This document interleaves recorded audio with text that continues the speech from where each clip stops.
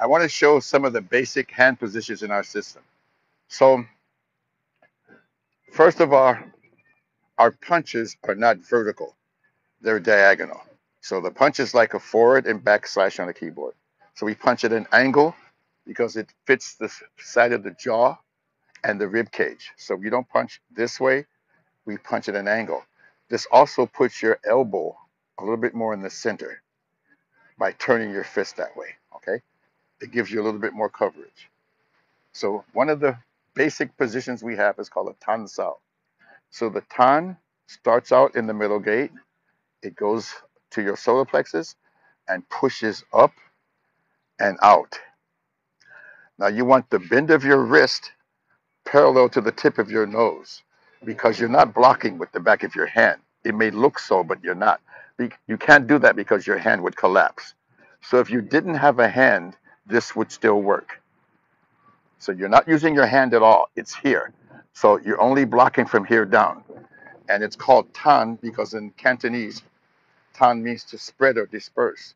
So when a punch comes at you, you don't want to stop it and take the brunt of the force. You want to disperse and spread the force along the person's limb. So say someone threw a round punch to my open side, I would spread along the limb so I don't hurt myself, right?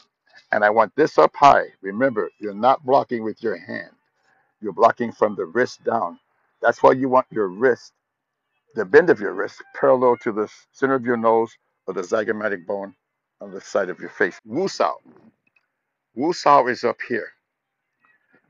So a punch comes, I want this here. So you want this part of your palm covering this part of your face. So the bend of your thumb should be parallel to the tip of your nose or the zygomatic bone for anything coming laterally. If you try to block with your fingers, it would collapse. So you want this here.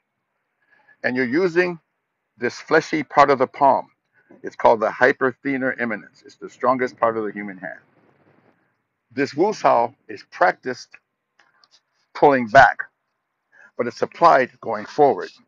So when the punch comes, I'm actually causing trauma to their arm. So I'm actually hitting their arm, see? And this is really strong. So you can actually take the force of a blow. Another important hand position is a fuk sao. The fuk sao has your fingers pointing down, so there's a path going away from you. It mimics the paws of a canine, dog, wolf, fox, coyote. As a matter of fact, the character for fuk is a combination of two characters, the character for man and the character for hound. It depicts a man standing over or controlling a hound. See? So this hand's on top, controlling.